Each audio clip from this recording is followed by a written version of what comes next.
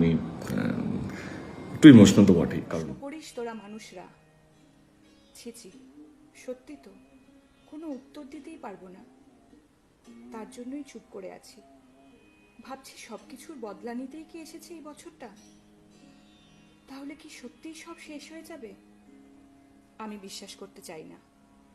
আমি বিশ্বাস করি শুধু ধ্বংস না, সৃষ্টিও করবে এই পৃথিবী। তোকে সৃষ্টি করার যে আনন্দ প্রত্যেক দিন আমি উপভোগ করি, পৃথিবীর সবাই সেই আনন্দ উপভোগ করবে খুব তাড়াতাড়ি, শুধু সময়ের অপেক্ষা। Thank you everyone, thank you so much.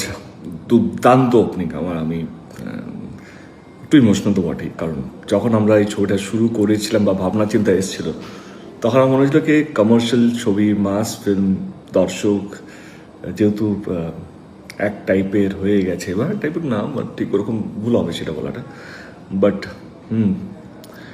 আমরা হয়তো সেরকম ছবি বানাতে পারিনি বা সমস্ত দর্শকের জন্য ছবিটা বানাতে পারিনি।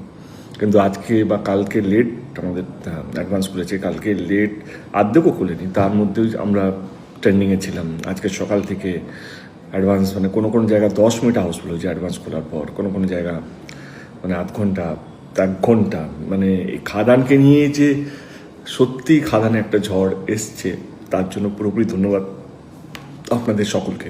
মাল্টিপ্লেক্স হোক বা সিঙ্গেল স্ক্রিন, কলকাতা হোক বা গ্রাম বাংলা, সব জায়গা কিন্তু খাদান ভালো রেসপন্স পাচ্ছে বা ভালো বুকিং হচ্ছে। তো আমি আমার টিমের পক্ষ থেকে সবাইকে ধন্যবাদ।